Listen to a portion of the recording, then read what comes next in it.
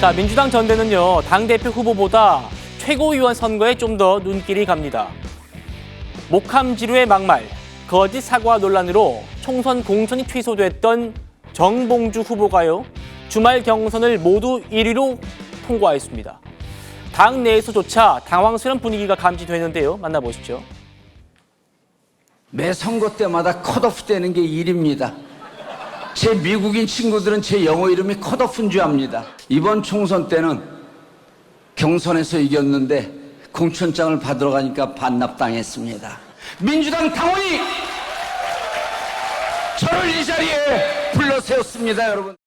이재명 대표와 지도부, 또 지난번에 정봉주 후보를 공천을 줄 수 없었던 결정을 내린 지도부로서는 곤혹스럽죠.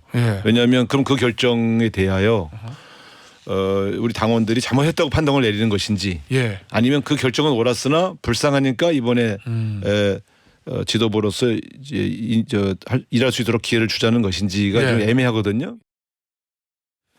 최 의원님, 정봉주 후보의 선전, 이게 민주당 강성 지지자들이 그때 총선 때 공천 취소한 이재명 대표를 질책하는 걸로 봐야 됩니까? 아니라고 봐야 됩니까? 지금 말씀하신 대로 질책하는 거로 봐야 되죠. 그렇습니까? 그리고 정봉주 전 의원이 일종의 이제 그 본인의 어떤 선거 캠페인 전략, 이거를 아주 잘 세운 것으로 저는 봐요. 바람직하다는 뜻이 아니고 잘 세운 거. 그건 무슨 얘기냐면 일성이 윤석열 대통령 탄핵하러 나왔다고 그랬어요. 그렇죠? 바로 이런 부분에 대한 강성 지지층들의 열광적인 지지가 저는 있다고 봐요. 지금 이재명 이제 후보도 뭐 약간 당혹스러워한다 이런 언론 보도들이 많이 나오잖아요. 그거는 자 본인이 공천 취소했죠. 거기다가 정봉주 전 의원이 만약에 나오면 뭐 미투 논란 과거 있었고 뭐 목함질에 뭐 경품 발언이 있었지. 그다음에 여러 가지 뭐 막말 논란, 그다음에 뭐 거짓 사과 논란 뭐 수도 없이 많아요. 근데 이런 거를 만약에 이재명 대표 옆에 이제 수석 최고위원이 된다면, 그렇죠. 과연 그거를 이재명 대표가 어떻게 통제할 수 있을까? 뭐 통제 자체가 불가능하잖아요. 그럴 경우에 여러 가지 상황들을 고려해 보면 아마 이재명 대표는 좀 정봉주 그 돌풍 이 부분에 대해서 상당히 부담스러워하는 것 아닌가 이렇게 판단이 되고요. 그러다 보니까 이제 본인 유튜브에 김민석 의원도 최고위원 후보잖아요. 뒤에서 다뤄볼 겁니다. 이제 초청을 해서 왜 이렇게 표가 안 나왔지? 뭐 이런 걸 이제 각지 걱정하는 모습 이런 것도 보여주고 그러는데, 그런 것들이 이제 정봉주 1위라는 거를 좀 견제하기 위한 행태가 아닌가 저는 그렇게 봅니다. 이 정봉주 후보의 초반 돌풍에 그래서 난감해한 사람들이 많다는 겁니다. 우리가 그 막말 논란 어떻게 벗었는데 다시 또 마주해야 하냐 이거죠. 들어보시죠. 저기 DMZ는 멋진 거 있잖아요. DMZ. 발목질에. 그러니까. DMZ에 들어가고 이 경품을 내는 거야. 발목질에 밟는 사람들한테 목발 하나씩 주는 거야. 그거는 아니 DMZ에서 나 뭐 만나면 죽여버려 이제. K 모시기 이 전국 40개 교도소 통일된 족보기 다 내 나와버려. 까물지만. 그쪽 더불어시민당 제가 한번 공격해볼까요? 여기서 네거티브 할 시간에 집에 가서 당신들 이번 선거 기간 중에 한 거 보면 짐승만도 못한 짓을 하더라. 자, 지금 민주당 전당대회 극초반입니다만 정봉주 후보가 1위를 하고 있다는 겁니다. 최고위원 후보 경선에서. 김진욱 대변인님, 방금 들으신 논란, 이재명 대표도 사법 리스크가 있는데 수석 최고위원도 정봉주 후보가 돼서 이런 논란을 또 마주쳐야 되는가, 이런 얘기들이 민주당 내부에서 나온 것 같고, 반대로 또 친명 후보라고 하는 민영배 의원이 굉장히 고전하고 있단 말입니다. 어떻게 좀 바라보십니까? 근데 지금 이제 이번에 최고위원회 8분이 지금 출마를 하고 유세를 하고 다니시는데 그중에 7분이 현역이고 유일하게 원외가 정봉주 후보입니다. 근데 정봉주 후보가 상당히 거침없는 언행을 많이 했었던 그런 모습들이 있고, 또 그것을 그러니까 긍정적으로 바라보는 층과 부정적으로 바라보는 층이 분명히 당내에 존재하는데, 긍정적으로 바라보는 분들은 우리의 마음을 너무 속 시원하게 얘기해주고 있어라고 하시는 분들이고요.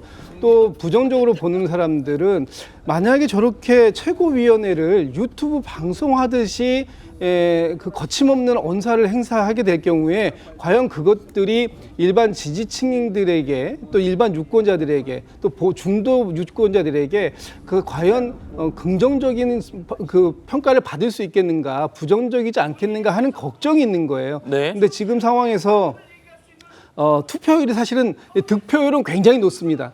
그런데 투표율이 낮아요. 투표율이 낮기 때문에 오히려 득표율이 높아지는 그런 현상이 나오는 거죠. 왜냐하면은 그 투표율이 높다면 여러 다양한 의견들이 투표에 반영될 수 있는데 투표율이 낮다 보니까 아무래도 적극적인 지지층들의 투표가 많아질 수밖에 없고 그런 층의 소구가 되는 정봉주 후보가 지금 높은 득표율을 유지하고 있는 것이다 이렇게 볼 수밖에 없는데 예. 아마도 지금 이제 초반 일주일이 지났거든요. 앞으로 남아있는 3주일이 지나는 과정 속에서 다른 변화들이 좀 나올 것 같고 특히 이번에 뭐 김민석 의원이나 아니면 민영배 의원이나 친명을 그 강조했던 후보들이 지금 조금 득표가 좀 낮게 나오는 부분이 있습니다. 네.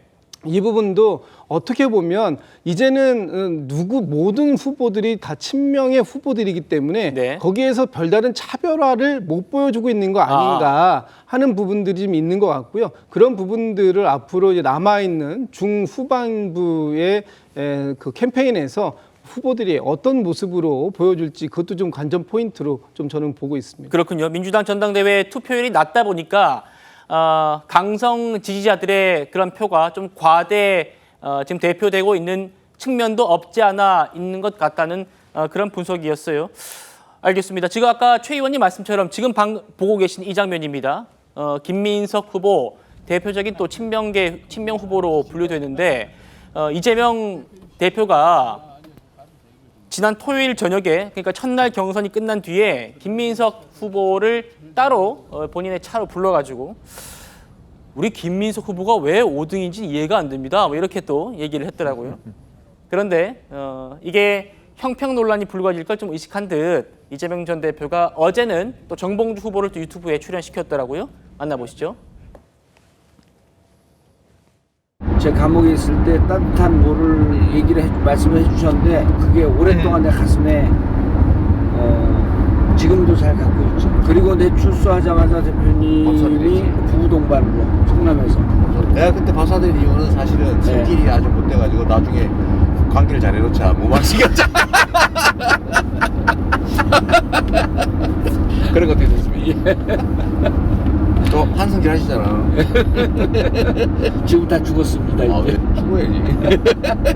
적에 대한 적개심은 버리지 말고 성질은 부리지 말자.